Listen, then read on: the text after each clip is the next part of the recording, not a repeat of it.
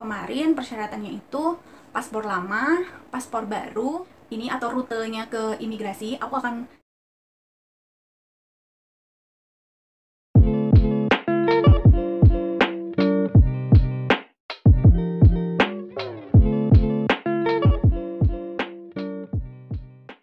Hai guys, Assalamualaikum.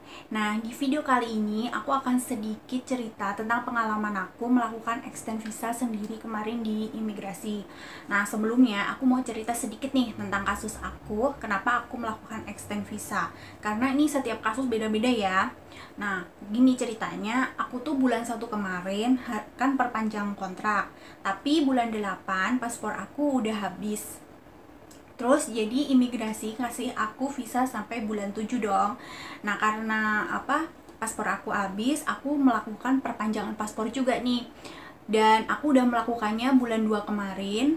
Dan untuk cara dan syaratnya aku juga udah bikin videonya. Kalian bisa klik nanti, aku akan kasih linknya di akhir video. Terus karena paspor aku baru dan visa aku cuman sampai bulan 7, maka dari itu aku diharuskan untuk melakukan jutking atau melakukan perjalanan keluar dari Hong Kong. Tapi karena karena adanya wabah ini, kita tahu sendiri kan ya, aku gagal untuk melakukan jutking ke luar negeri ataupun pulang ke Indonesia. Jadi untungnya itu dari pihak imigrasi memberikan keringanan ke kita untuk melakukan extend visa. Nah, buat aku dengar-dengar sih ya, ada yang kemarin yang bulan 3 sama bulan 4 yang visanya habis, itu bisa melakukan extend visa dan mereka bebas untuk tidak melakukan jutking. Tapi aku masih kurang paham juga kasusnya yang seperti gimana.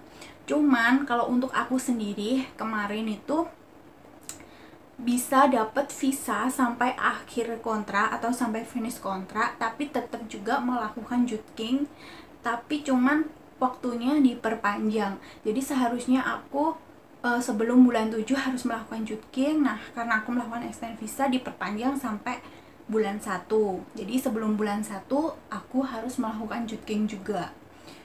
Nah, untuk persyaratannya itu sebenarnya hampir-hampir sama ya.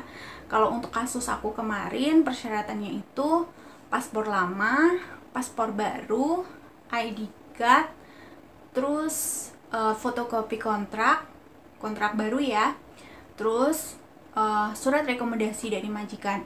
Nah, surat rekomendasi majikan ini bisa kalian dapetin atau kalian minta ke agen kalian.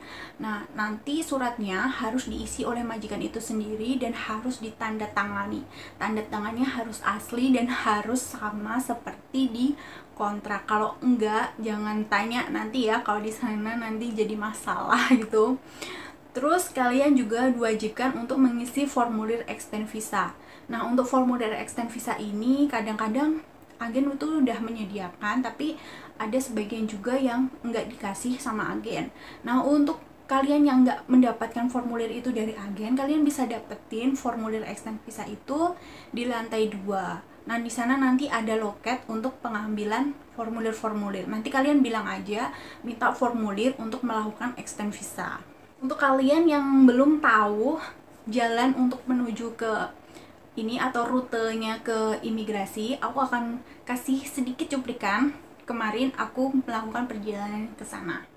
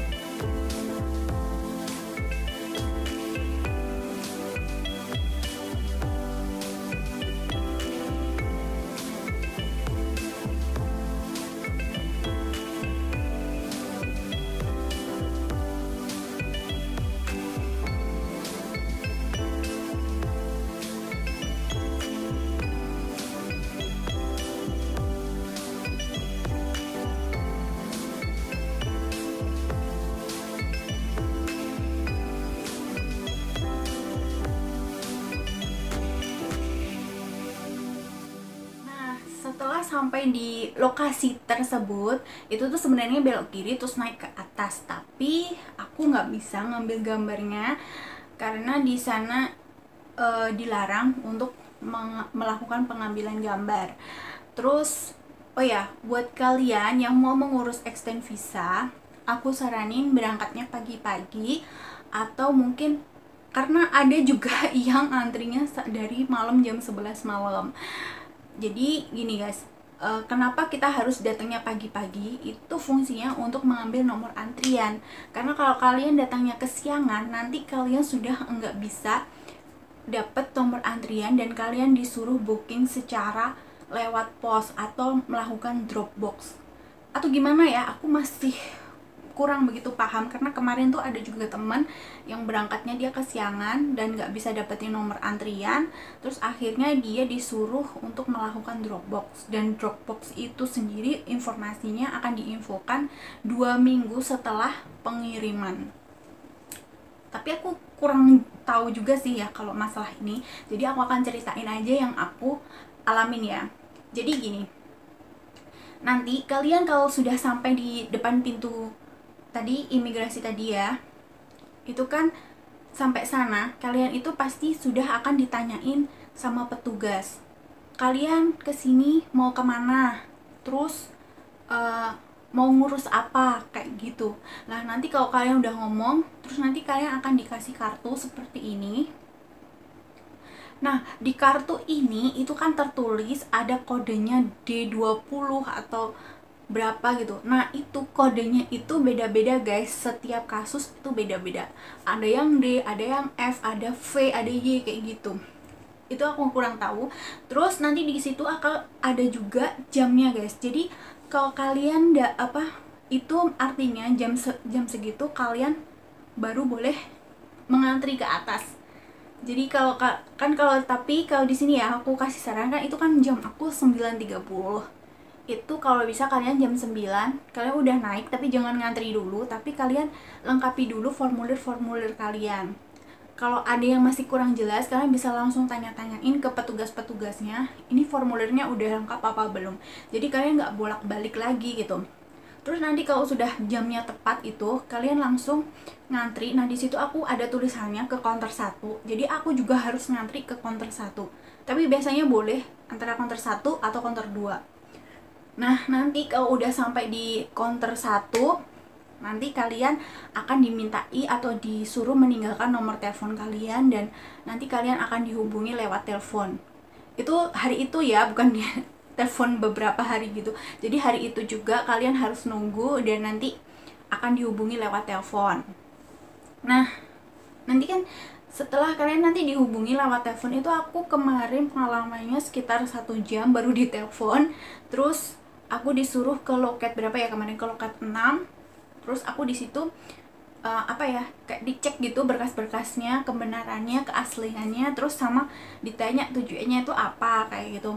Nah kalau itu berkas-berkasnya udah lengkap, itu biasanya kalian nanti disuruh tunggu lagi antara menunggu telepon atau mungkin kalian akan disuruh ngelihat di kayak layar pemanggilan nomor antrian gitu ya.